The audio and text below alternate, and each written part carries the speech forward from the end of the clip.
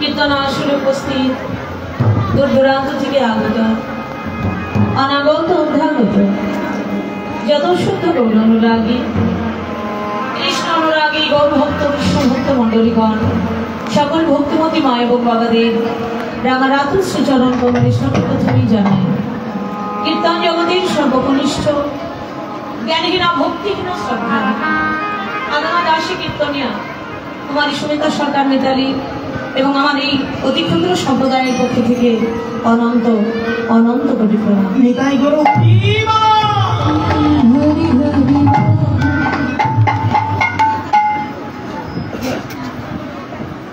শুধু ভক্তমণ্ডলীগণ ভক্তিমতী মায়েরা আজ এই আসরে দাঁড়িয়েছি আমার সংকীর্তনের শিরোমণি রসরাজ শ্রী গৌরাঙ্গের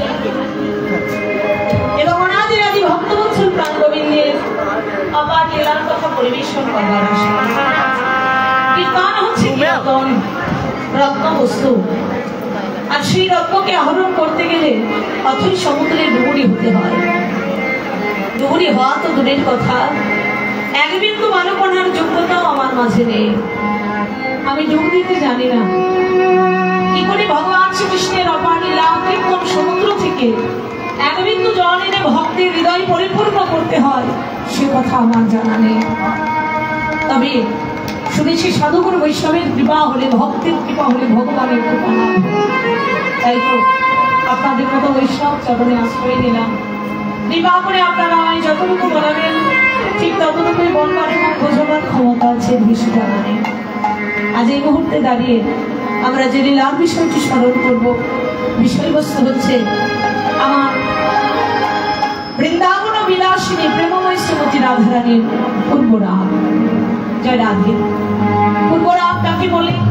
লীলা সংকীর্তনের পূর্বে আমরা যে লীলাকে আস্বাদন করবো তার আমার অর্থটা জানা প্রয়োজন। পূর্বরাগ শাস্ত্র বললেন নায়ক এবং নায়িকার সম্মিলনের পূর্ব মুহূর্তে, অর্থাৎ শ্রবণ হয়েছে এবং দর্শন হয়েছে, শ্রবণ দ্বারা এবং দর্শন দ্বারা কোনো কোনো মিলনের ইচ্ছা দিনে দিনে বৃদ্ধি পাওয়াকেই বলা হয় পূর্বরাগ। উজ্জ্বল নীলমণি গ্রন্থে শ্রীপাদ রূপ গোস্বামী তিনি বললেন রতিজ্ঞা সঙ্গমাত পূর্বাং দর্শন শ্রবণাদি জাতয়ৈ অনুমিলতি প্রাজ্ঞয়ৈ পূর্বরাগ ও সঙ্গোচ্যতে। দর্শন এবং শ্রবণাদি দ্বারা কোন কোন দর্শন কোন কোন শ্রবণের ইচ্ছা দিনে দিনে বৃদ্ধি পাওয়াকেই বলা হয় পূর্বরাগ। কেমন? দর্শন জনিত পূর্বরাগ এবং শ্রবণ জনিত পূর্বরাগ। দর্শন জনিত কি কি? দর্শন জনিত ধরুন আপনি নায়িকা কোনো নায়ককে দেখেছেন, অথবা আপনি নায়ক কোনো নায়িকাকে অর্থাৎ প্রাণপ্রিয় তোমাকে দর্শন করেছেন। এক অপূর্ব রূপের মানুষ দেখে মনে হলো আহারে এহেন রূপবতী, এহেন রূপের মানুষ দেখতে এতই সুন্দর, যদি আবার কখনো চোখের সামনে তাকে দেখতে পেতাম, ওই রূপের মানুষটা কি কখনো আবার আমার চোখের সামনে আসবে? আমি কি পুনরায় কখনো তার ওই অপরূপটা দেখতে পাবো? এই যে পাবো কি পাবো না, এটাই হচ্ছে পূর্বরাগ।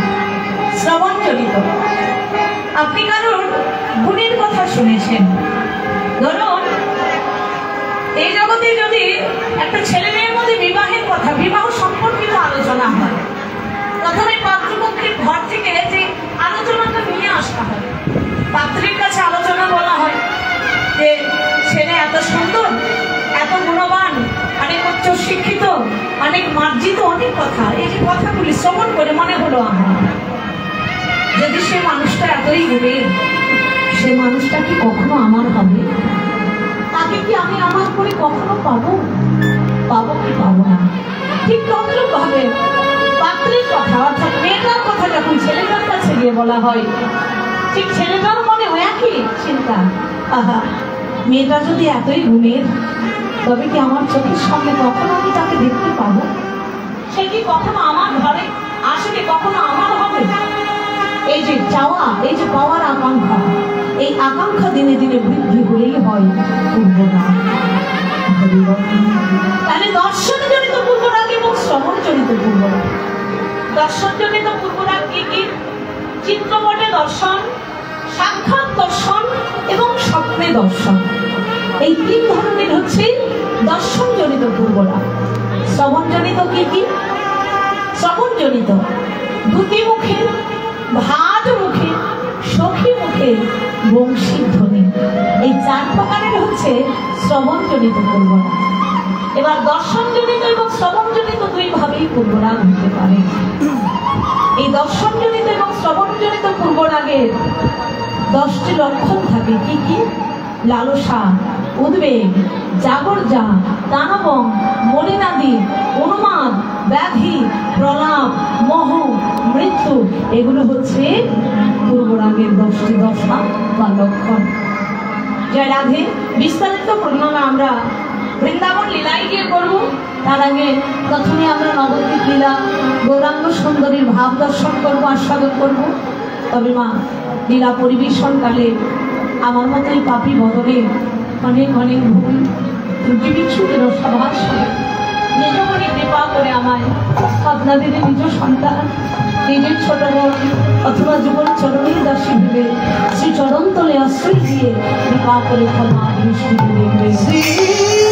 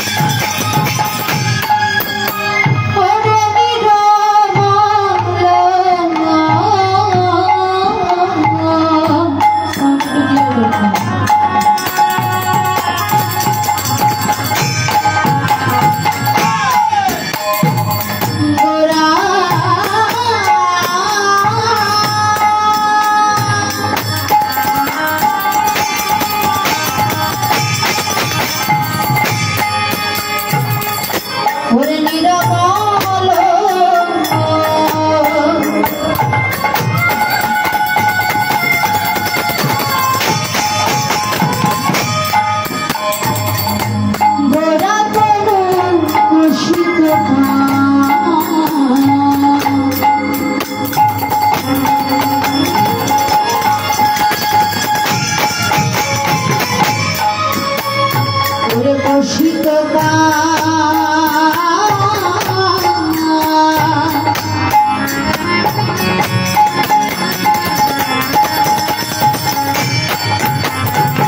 কাঞ্চন জন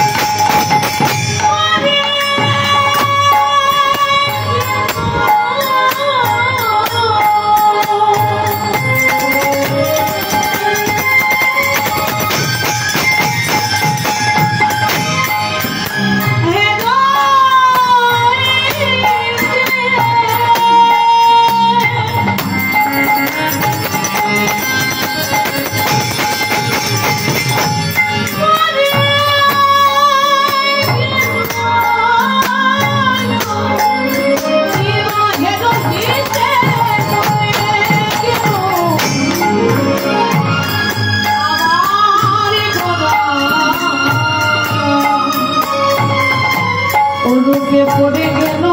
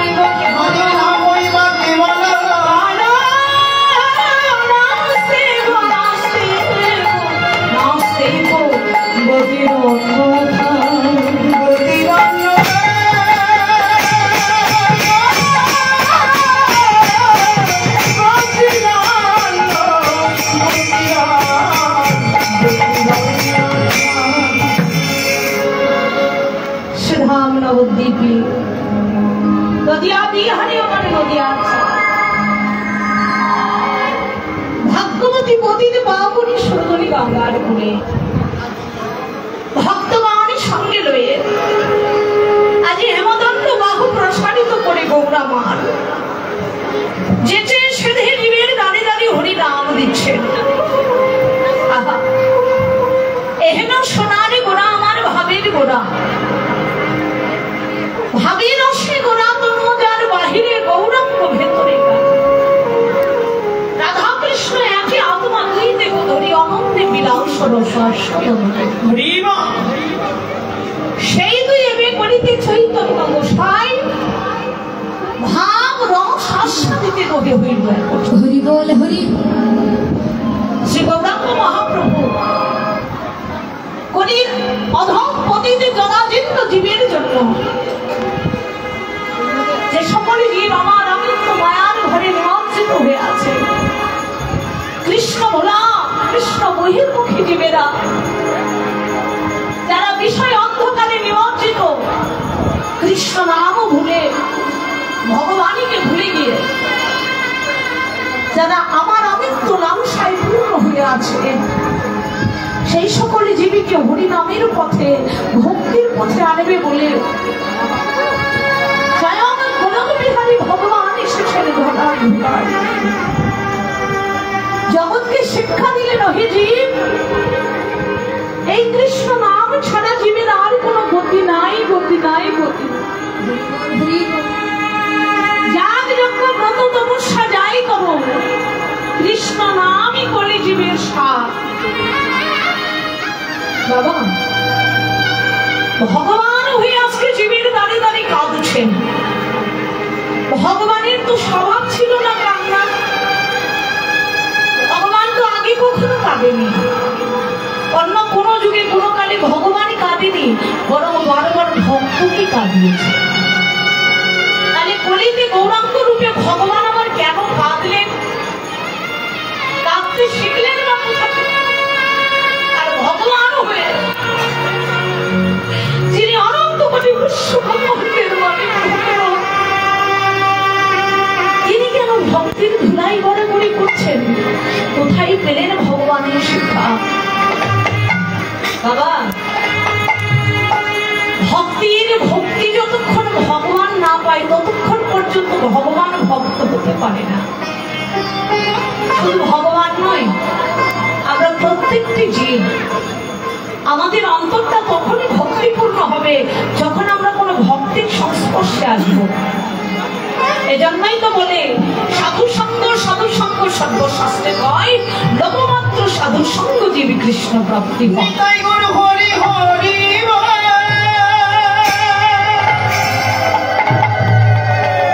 গোলকবিহারী ভগবান যিনি সর্বশক্তিপূর্ণ ভগবান, তিনি কি করে কাঙাল হলেন?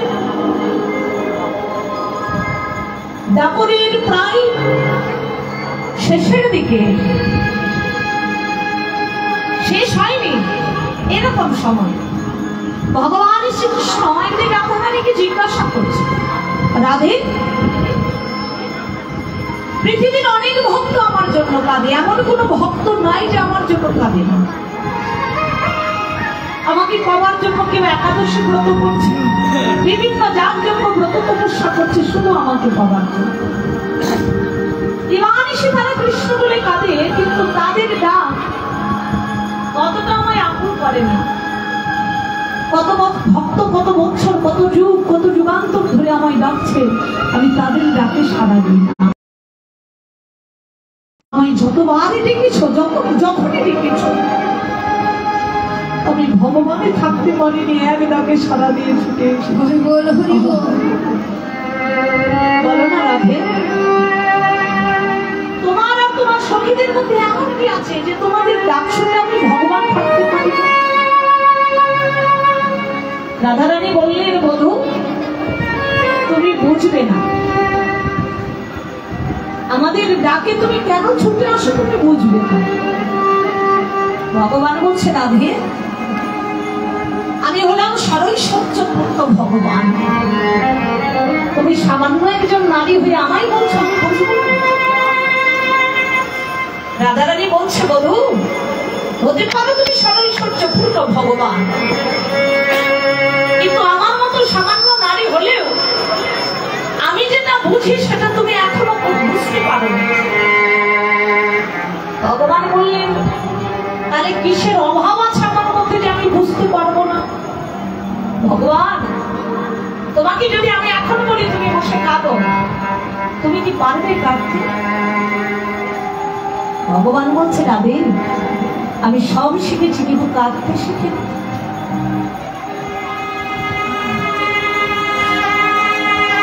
জগতের সকল ভক্ত আমার জন্য কাঁদে, কিন্তু আমি ভগবান কোনদিন কাঁদ। রাধারানী বলছে, বধূ তুমি কাঁদবে কি করে? তোমার মধ্যে তো ভক্তি নাই।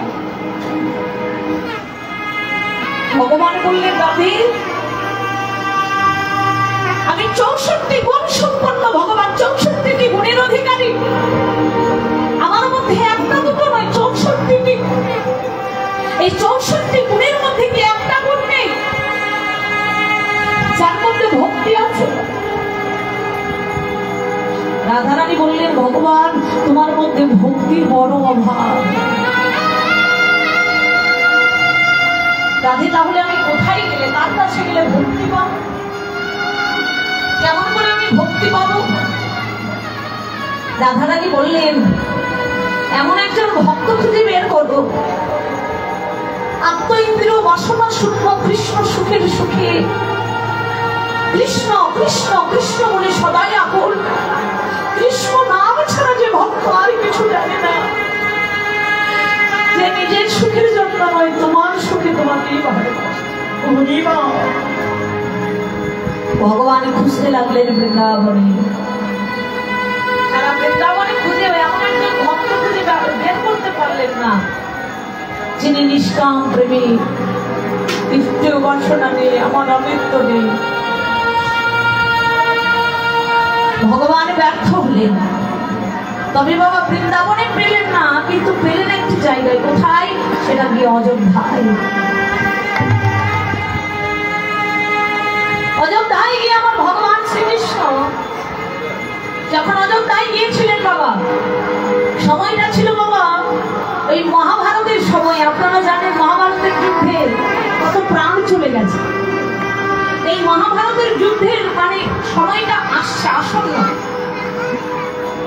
এইবারে পিতামহ ভীষ্মকে ডেকে দুর্যোধন ডাকছেন, ডেকে বলছে, পিতামহ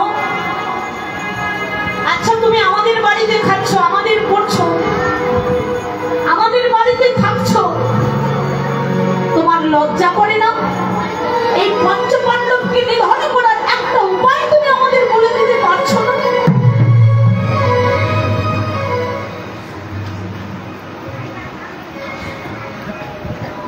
চমকে উঠলেন পিতামহ ভীষ্ম।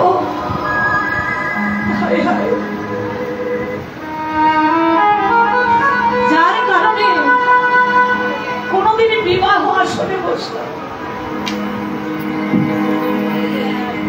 যাদের কারণে সুখী জিনিস ভোগ করতাম,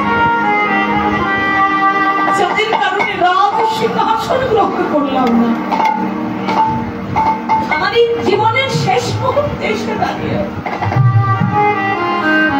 তারাই বলছে, তুমি আমাদের খাচ্ছ, আমাদের করছো। কথাটা পিতামহ ভীষ্ম নয়। প্রত্যেকটি জীবের দিকে চেয়ে দেখুন, নিজের দিকে চেয়ে দেখুন।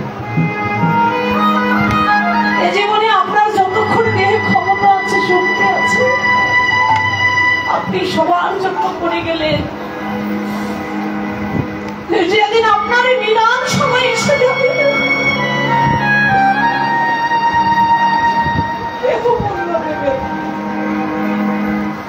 আপনার ছেলেটাই খোটা দিয়ে বসে বসে বসে খাও আর খুব কাচারি করো, কাজ করতে পারো না, আপনার ছেলেটাই আপনাকে বলবে। সেদিন মনে হবে, হায় হায় আমি খাওয়ার জন্য এত কিছু করেছিলাম, খাওয়ার জন্য।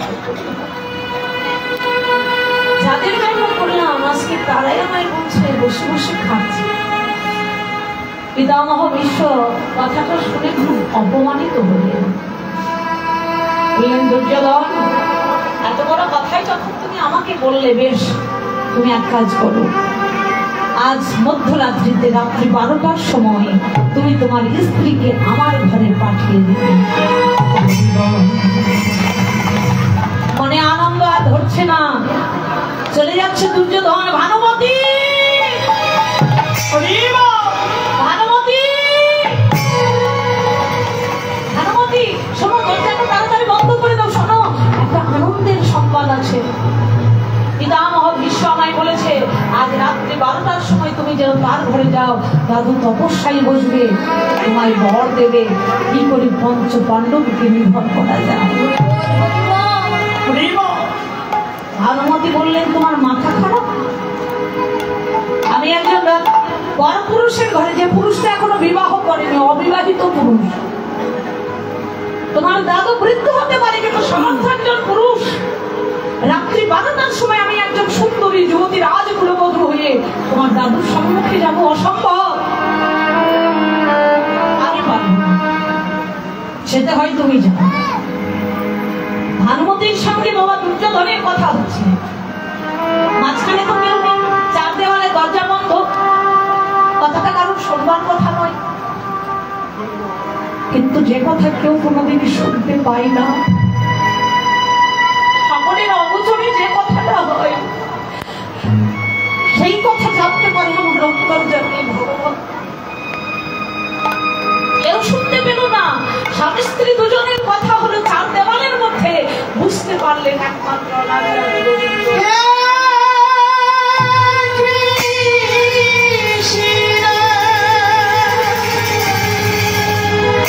শুনে গেলেন বাচ্চালি, সখী দরজা খুলো।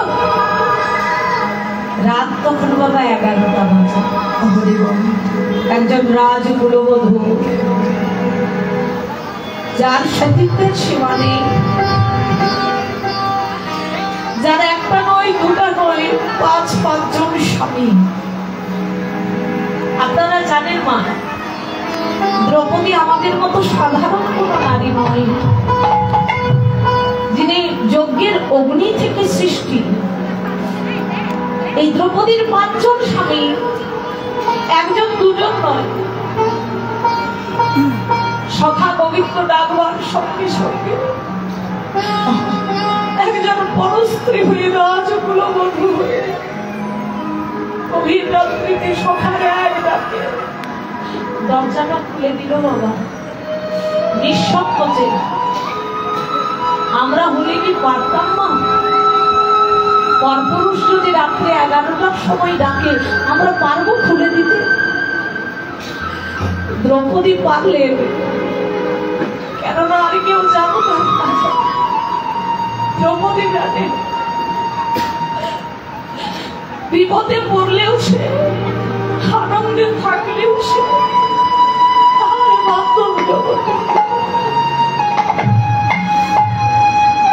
কেননা পাশা খেলায় হেরে গিয়ে যখন দ্রৌপদীকে চুলের মুষ্টিটা ধরে কাঁদতে কাঁদতে রাজ সবাই এনে দুঃশাসনে ফেলে দিল। ওই দুঃশাসন যখন বস্ত্র ধরে টানছিল বাবা, দ্রৌপদী ভেবেছিল আমার 5 জন স্বামী আছে, আমার বীরশ্রেষ্ঠ 5 জন স্বামী আমায় রক্ষা করবে, করলো না। ভাবলো আমার দাদু আছে, পিতামহ ভীষ্ম রক্ষা করবে, করলো না।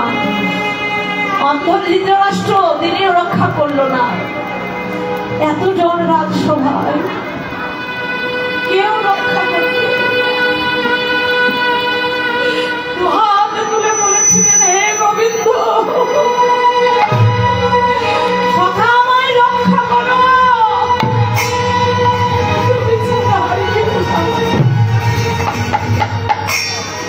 সেদিন কেউ আসেনি মা, এসেছিল স্বয়ং গোবিন্দ, নিজ হাতে সহস্র বস্ত্র দান করেছিলেন।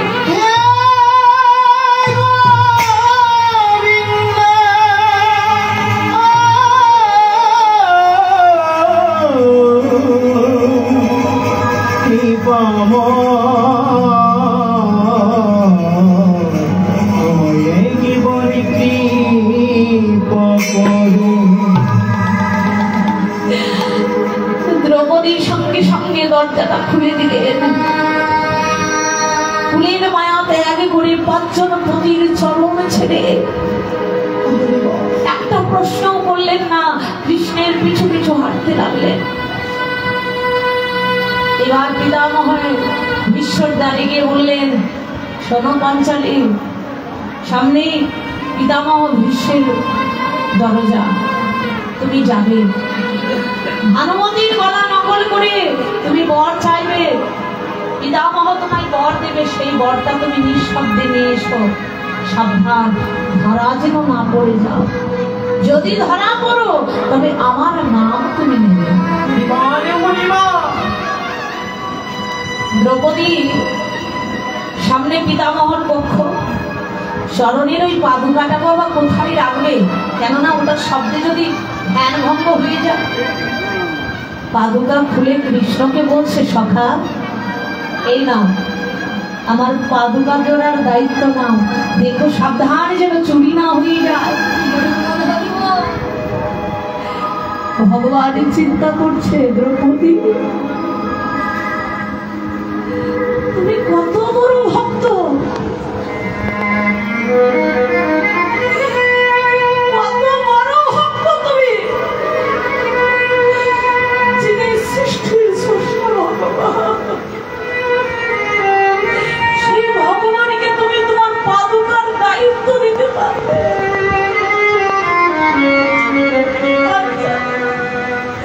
তোমার মতো বড় ভক্ত আমি আর দেখি। ভক্তি তো একেই বলে বাবা, জ্ঞান শূন্য ভক্তি সাংখ্যসারে হাত হবে বাচ্চ। ভক্তির শ্রেষ্ঠ ভক্তি হচ্ছে জ্ঞান শূন্য। এখানে ভক্ত ভগবান ভক্তির জ্ঞান থাকে না যে এটা আমার সামনে ভগবান, ভক্ত মনে করে আমিও যা আমার ভগবান।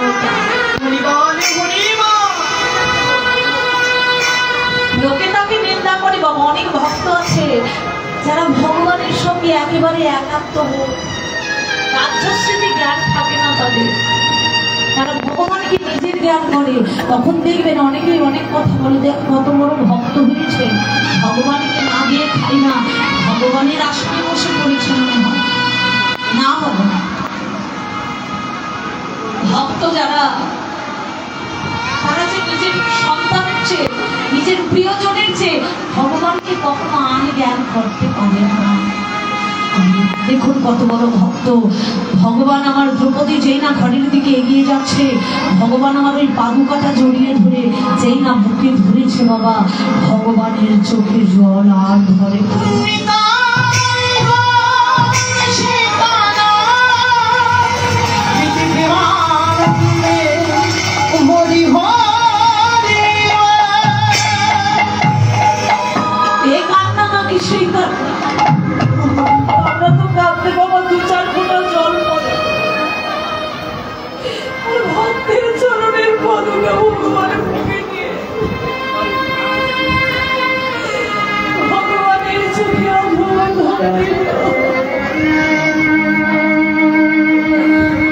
ভগবানের সেই জলের ধারা যেন স্রোতের ন্যায় বয়ে যাচ্ছে। দ্রৌপদী বড় চতুর্থ বাবা, একটু পেছনে ফিরে এসে ডেকে বলছে, কৃষ্ণ তুমি আমার জুতা চুরি করলে, আমার পাদুকা চুরি করলে, আমার কাছে চাইলে তো আমি তোমার চাকরি দিয়ে দিতাম, চুরি করতে গেলে।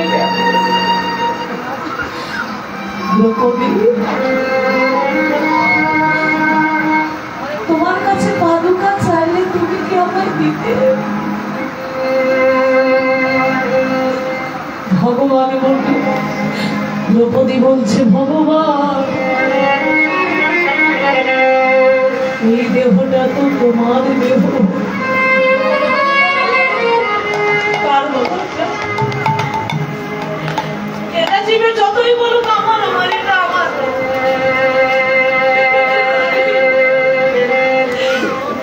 এই দেহটা তোমার দেহ, এ দুটি নয়নে তোমার, এই বদনে তোমার, এই বাহু তোমার, চরণে তোমার। যদি চরণে দুটি তোমার হয়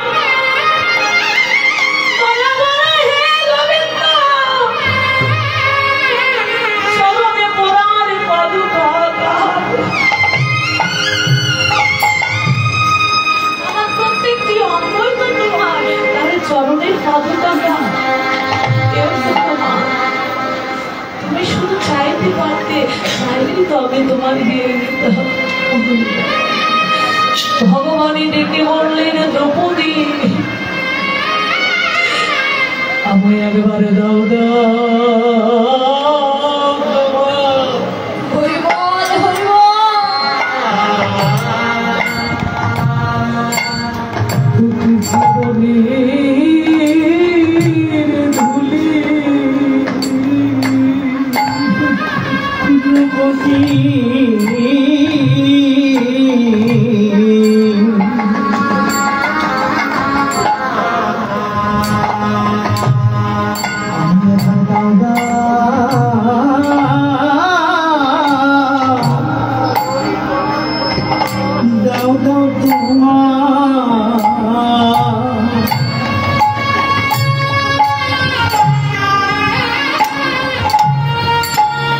দুটি চরণে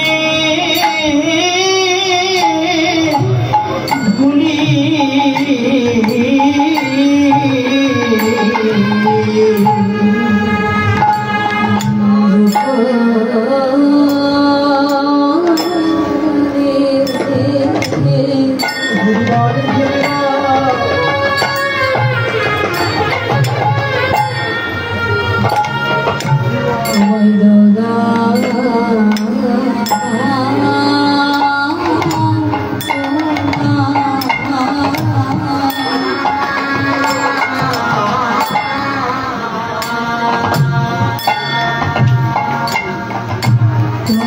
চরণে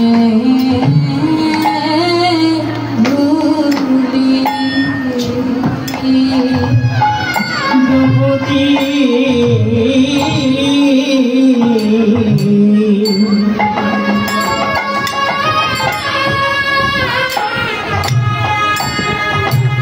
আমায় একবার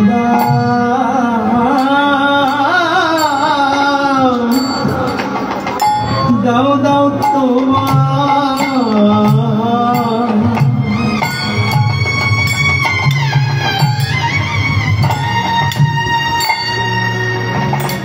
দুটি চরণে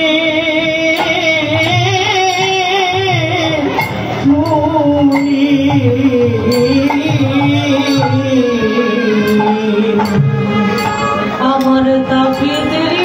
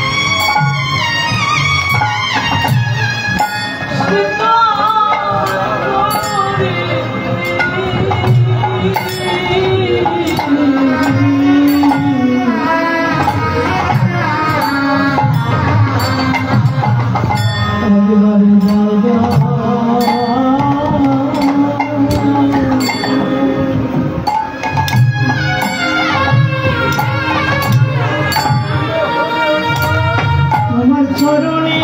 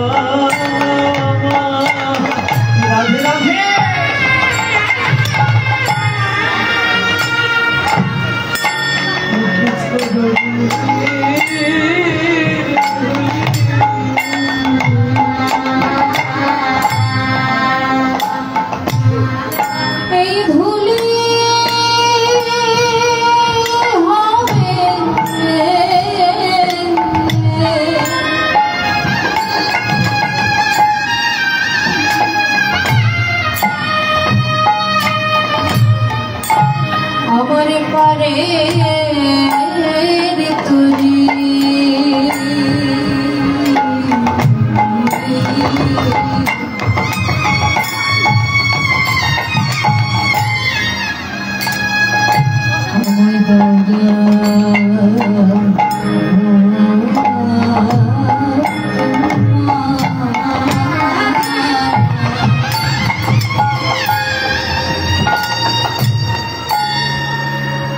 তোমার চরণ ধুলি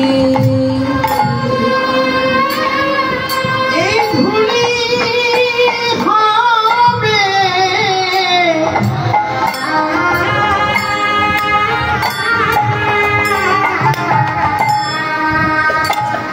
আমার পারে করি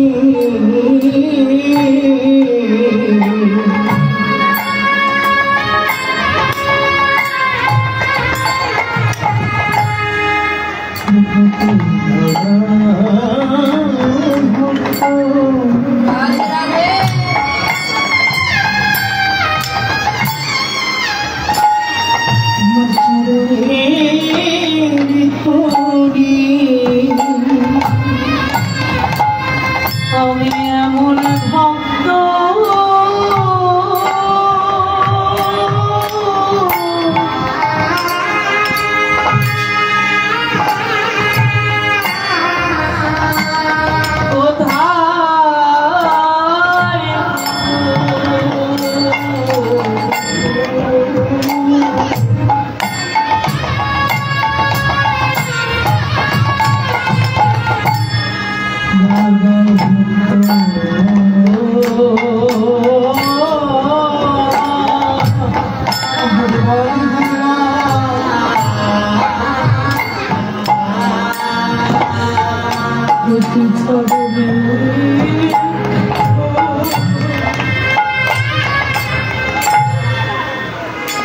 আমি এমন ভক্ত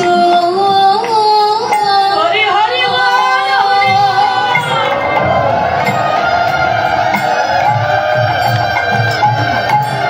আমি এমন ভক্ত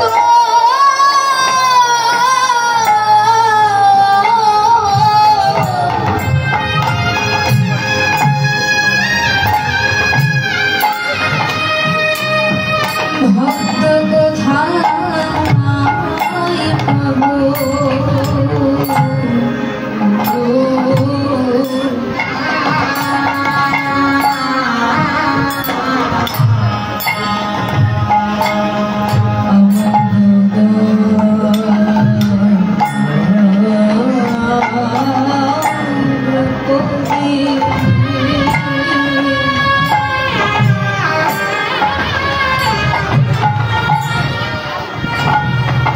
তোমার চরণ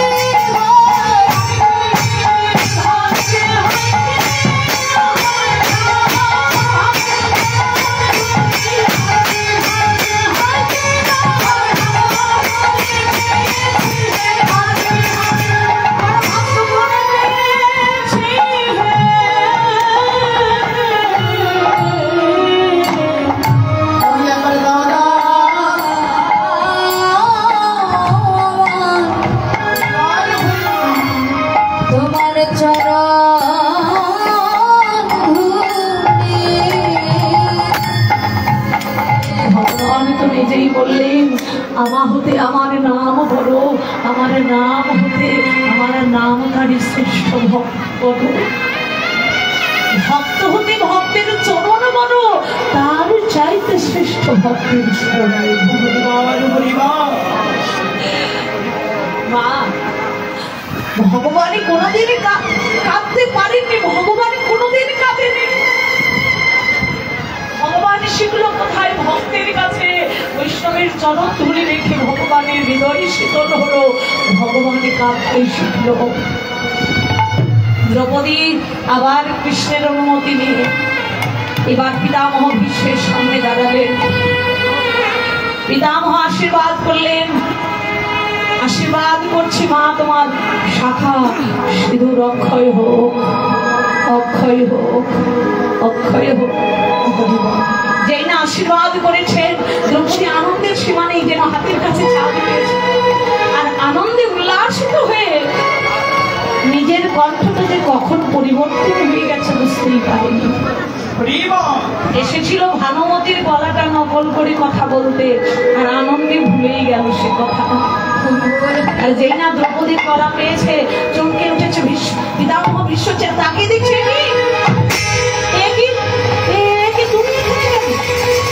ভানুমতি কোথায়, তুমি কি করে জানবে?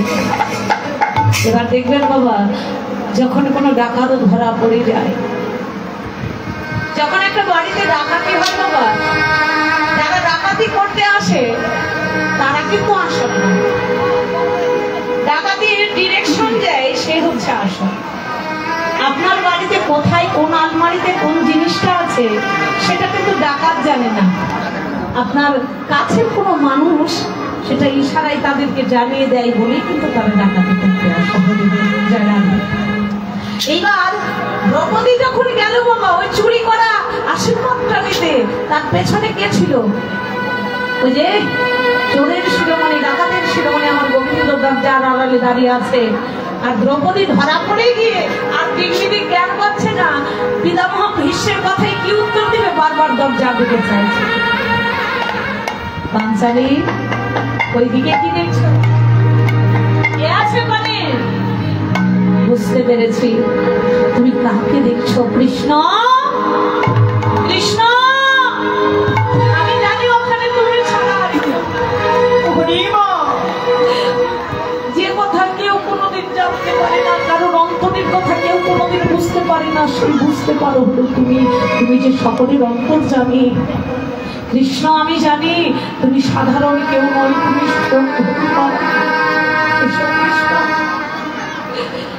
আড়ালে লুকিয়ে আছো কেন? ভগবান এসে দর্শন দিলেন। পিতামহ, ধর্মের জয় তো হতেই হবে, তাই তো আমার এই চতুরানি। জয় রাধে। ভগবান ধরা পড়ে গেলেন ভক্তের কাছে বাবা। ভগবান কত না চতুর, তার চাইতে ভগবানের ভক্ত যে আরো বেশি চতুর। পিতামহ ভীষ্ম, ভগবান চিন্তা করলেন আমি আড়ালেই থাকবো, ধরা দেব না, কিন্তু ভক্তের কাছে ধরা না দিয়ে কি থাকতে পারলেন? ধরে ফেললেন। দেখুন, ভগবান কাঁদতে শিখেছে একমাত্র ভক্তের চরণ ধরে পেয়ে, ভক্তের কৃপায়। আজকে ভগবান আমার ভক্তের চরণের হৃদয় করে গড়াগড়ি যাচ্ছে, কাঁদছে বাবা। এখানে দেখুন, আমরা এখানে শুনে এসেছি বাবা, আপন ঘর সংসার ত্যাগ করে এই ঘর দুপুরবেলা রোদ্রের মধ্যে ছুটে এসেছি কেন? সারা জীবন সংসারে অনেক কর্ম করলাম, অনেক কিছু করলাম, এগুলো একটাও আমার সঙ্গে যাবে না, কেউ সঙ্গে যাবে না। ঘরে বসে কীর্তন শুনতে পাওয়া যায় বাবা। এখন আধুনিক যুগে অনেক ইলেকট্রনিক্স যন্ত্রপাতির সাহায্যে অনেক কিছু আমরা শুনতে পাই, কিন্তু এখানে না এলে তো এই ভক্ত চরণ ধুলি পাওয়ার জন্য আপনারাও ছুটে এলেন। গৃহে শান্তির ঘর, শান্তির বিছানা ছেড়ে এই সময়টা ফ্যান চালিয়ে ঘুমিয়ে থাকতে পারতেন, চারটা আহার করে ঘুমিয়ে পারতেন না, কন্যা ঘরে থাকলো না, ছুটে এলেন এই সাধুগুরু বৈষ্ণবের বাজারে একটু চরণ ধুলি মেখে যদি আমার হৃদয় খুশি। এই হলো ভক্ত সঙ্গের গুণ, এই হচ্ছে সাধু সঙ্গের গুণ। ভ্রমিতে ভ্রমিতে কোন ভগবান ভগবতী জীব গুরু কৃষ্ণ বৈষ্ণব প্রসাদের প্রায় ভক্তিলতা পেয়েছে। মারি হয়ে সেই বীজ পরে আরোপণ শ্রবণ কীর্তন জরে করুণে সিঞ্চন তদুপরি যায় লতা গুরু বৃন্দাবন কৃষ্ণ কল্প বৃক্ষ মনে করে আরোহণ।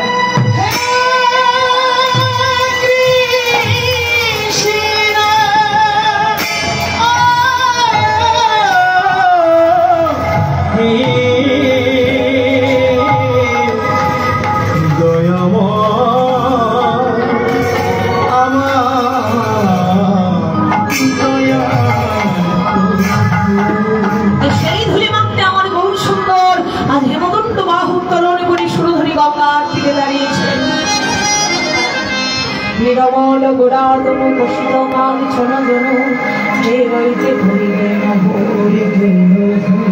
আর কি দেখলাম রে জানিস আহা ভাব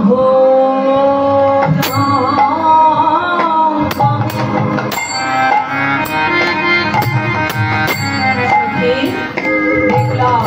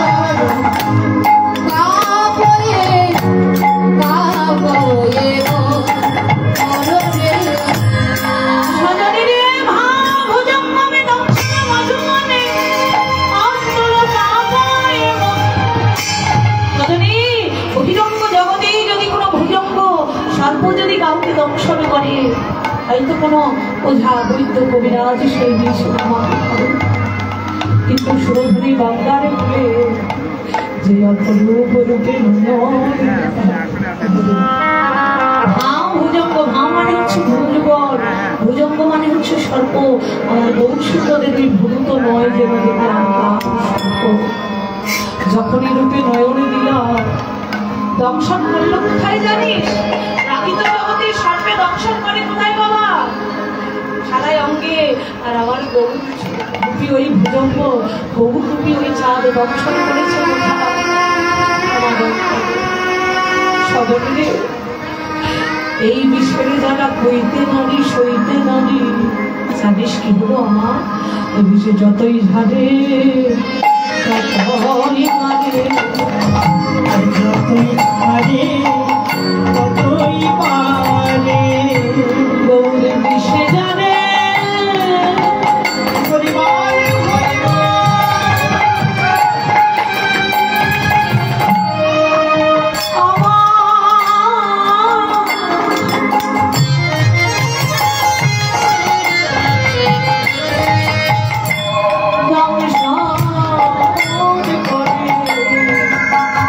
যতই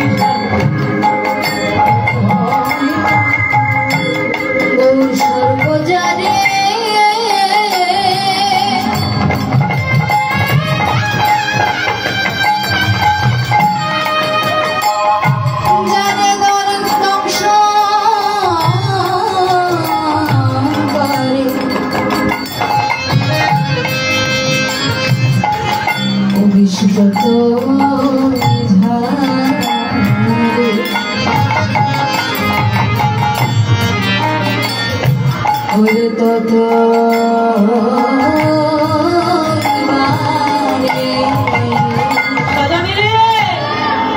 প্রাকৃত জগতের সামনে দংশন করলে ওঝা বৈদ্য কবিরাজে বিষ নামিয়ে দিতে পারে, কিন্তু অপ্রাকৃত বহুর রূপ সর্পের বিষ যেন অঙ্গে লাগে, তার কি গতি হয়ে জানিস? সে প্রাণে থাকিতে